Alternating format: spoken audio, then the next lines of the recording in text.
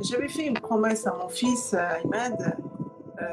J'ai dit à Imad, tant que je suis vivante et le sang il circule dans mes veines, je ne vais rien lâcher, mon fils.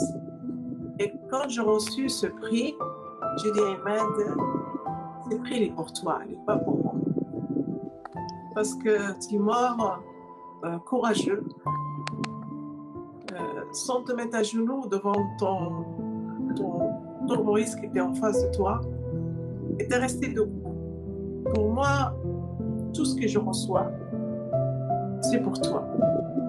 Et je te vois grandir à travers l'association. Il est toujours là avec moi. Oui, je pars, oui, je suis, et il m'a toujours lié avec moi.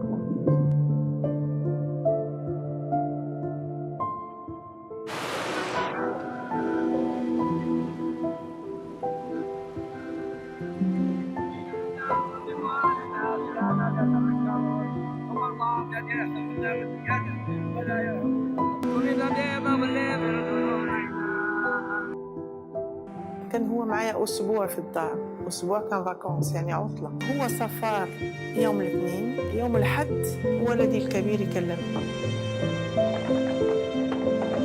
لأم إيماد رحمها الله، والله العظيم حاجة أصعب شيء. بنت منها حتى نشوحت، حسيت الكبدة ديالي تشوات لي داخلي. كنقولوا يا رب أيمن ما ماتش.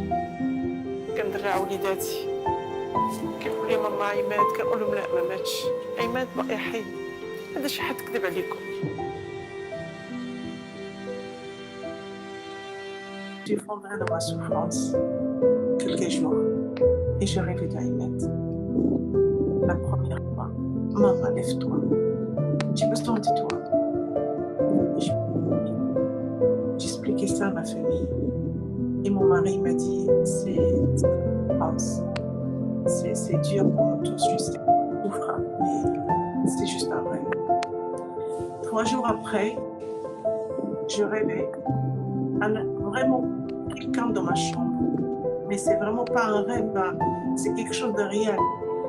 Et il était assis au bout de mon lit.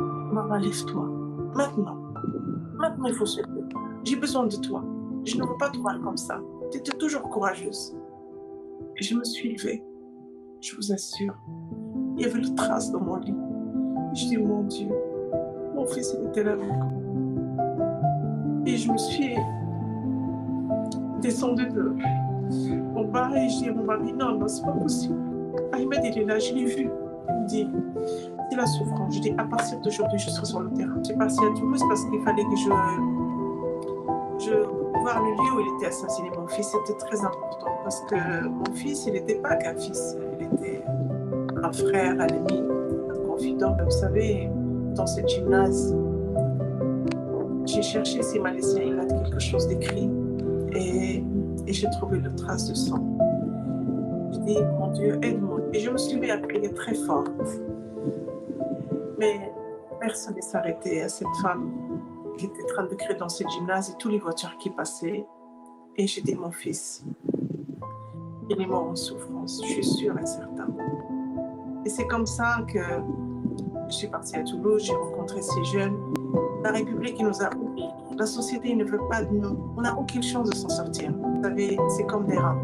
Quand les rats sont enfermés, ils deviennent enragés. Malheureusement, certaines personnes ils connaissent mal l'islam.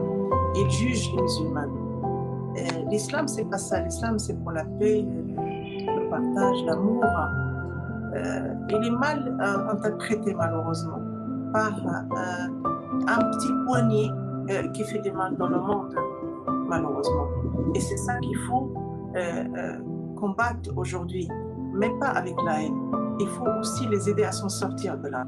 Parce que ces jeunes qui tombent dans cette secte terroriste, c'est pour faire... Parce qu'eux aussi, ils souffrent sans sentir qu'ils font du mal aux autres. Et c'est pour ça qu'il faut travailler avec eux aujourd'hui.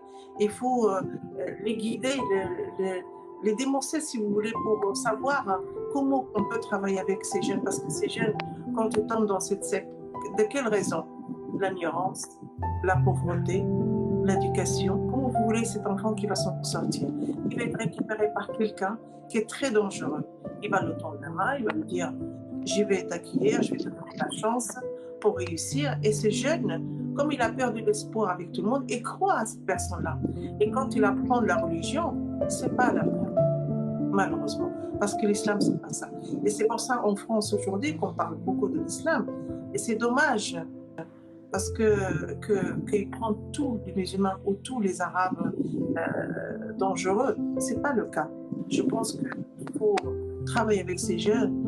Il faut expliquer avec tous ces gens qui comprennent mal l'islam. Jugaste tu vida por la sonrisa. Jugaste tu vida por el no resentimiento. Y a través del dolor de perder un hijo, solamente una madre sabe lo que es perder un hijo.